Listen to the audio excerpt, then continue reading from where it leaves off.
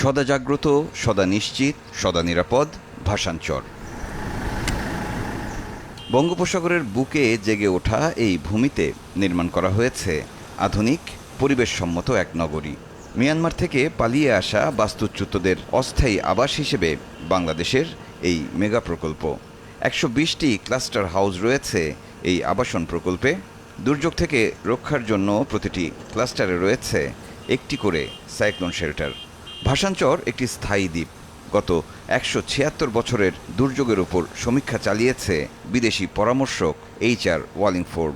তার উপর ভিত্তি করে চারপাশে তৈরি করা হয়েছে শক্তিশালী বাঁধ, আছে ম্যানগ্রোভ বন। ২ বছর ধরে দেশি বিদেশি ৩২টি ঠিকাদার প্রতিষ্ঠান একযোগে কাজ করেছে এই প্রকল্পে। প্রকল্প পরিচালক কমোডর আবদুল্লাহ আল মামুন চৌধুরীর নেতৃত্বে এই মেগা প্রকল্প বাস্তবায়ন করেছে নৌবাহিনী। এর প্রশাসনিক কর্তৃপক্ষ প্রধানমন্ত্রীর কার্যালয়। সার্বক্ষণিক প্রত্যক্ষ নির্দেশনা দিয়েছেন প্রধানমন্ত্রী শেখ হাসিনা। স্বল্পতম সময়ের মধ্যে ভাসানচরে নির্মাণ করা হয়েছে আস্ত একটি নগরী। আমার পিছনে যেই অবকাঠামোগুলো দেখছেন সেটি নির্মাণ করেছে এবং এর ব্যবস্থাপনায় রয়েছে বাংলাদেশের নৌবাহিনী। এবং এই জায়গাতে একই সঙ্গে ১ লক্ষ মিয়ানমার থেকে আসা বাস্তুচ্যুত নাগরিকরা থাকতে পারবেন সাময়িকভাবে। এই আবাসন তৈরিতে সবচেয়ে বেশি গুরুত্ব দেওয়া হয়েছে পরিবেশকে। সেজন্য প্রকল্প এলাকায় রাখা হয়েছে পর্যাপ্ত জলাধার।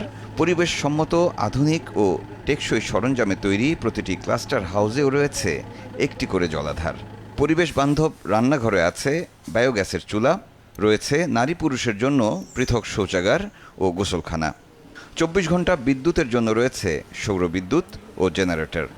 অভ্যন্তরীণ চলাচলের জন্য আছে ৪২ কিলোমিটার সড়ক। বায়োগ্যাসের মাধ্যমে থাকছে পরিবেশ বান্ধব পয়ঃনিষ্কাশন ব্যবস্থা। এখানকার ভূগর্ভস্থ পানি বিশুদ্ধ ও সুপেয়। জোরপূর্বক বাস্তুচ্যুত মিয়ানমারের নাগরিকদের মানবিক সেবা প্রদানকারী সংস্থা, জাতিসংঘ ও আন্তর্জাতিক সংস্থাগুলোর প্রতিনিধিদের জন্য ভাসানচরে রয়েছে আলাদা ভবন। RRRC ও প্রশাসনের প্রতিনিধিদের জন্যও রয়েছে ভবন। মানবিক সেবা প্রদানকারী সংস্থার জন্য প্রয়োজন অনুযায়ী পৃথক ভবন নির্মাণের পরিকল্পনাও রয়েছে ভাসানচর আবাসন প্রকল্পে। ১ লাখ মানুষের ৩ মাসের খাবার মজুত রাখার জন্য এখানে করা হয়েছে ৩টি সুরক্ষিত ওয়্যারহাউস। ভাসানচরে রয়েছে মসজিদ, ২টি বিদ্যালয় আর প্রতিটি শেল্টারের নিচ তলায় থাকছে শিশুদের জন্য অনানুষ্ঠানিক শিক্ষার ব্যবস্থা। সেখানে ধর্মীয় ও সামাজিক অনুষ্ঠান আয়োজনেরও সুযোগ থাকবে। চিকিৎসার জন্য রয়েছে ২টি ২০ শয্যার হাসপাতাল ও 4টি কমিউনিটি ক্লিনিক। বাস্তুচ্যুত মিয়ানমারের নাগরিকরা নিজ দেশে ফেরত গেলে এদেশের ভূমিহীনদের আশ্রয় হবে ভাসানচরে। ভাসানচরের মাটি, পানি, বাতাস সবকিছুই মানুষের বসবাসের জন্য খুবই উপযোগী। এবং একই সঙ্গে এখানে যদি মিয়ানমার থেকে বাস্তুচ্যুত হওয়া নাগরিকরা এসে থাকেন, সাময়িকভাবে বসবাস করেন, সেক্ষেত্রে এই মাটিতে তারা সাময়িক কর্মসংস্থানের সুযোগও পাবেন।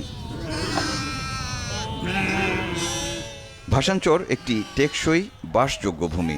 আশ্রয় প্রার্থীরা চাইলে এখানে মহিষ, গরু, ভেড়া কিংবা ছাগল লালন পালন করতে পারবেন। এছাড়া মুরগি, কবুতর লালন পালন সহ নিত্য প্রয়োজনীয় শাকসবজির চাষও করতে পারবেন। ভাসানচরে রয়েছে সাময়িক কর্মসংস্থানের সব ব্যবস্থা। আশ্রয় প্রার্থীরা চাইলে অলস বসে না থেকে জমি চাষ করে ফসল ফলাতে পারবেন, ফলদ বাগানে করতে পারবেন কাজ। ভাসানচরে রয়েছে পুকুর ও লেক, সেখানে মাছ চাষ করতে পারবেন আশ্রয় প্রার্থীরা। কুটির শিল্পে আগ্রহ থাকলে সরকার এক্ষেত্রে সহযোগিতাও করবে।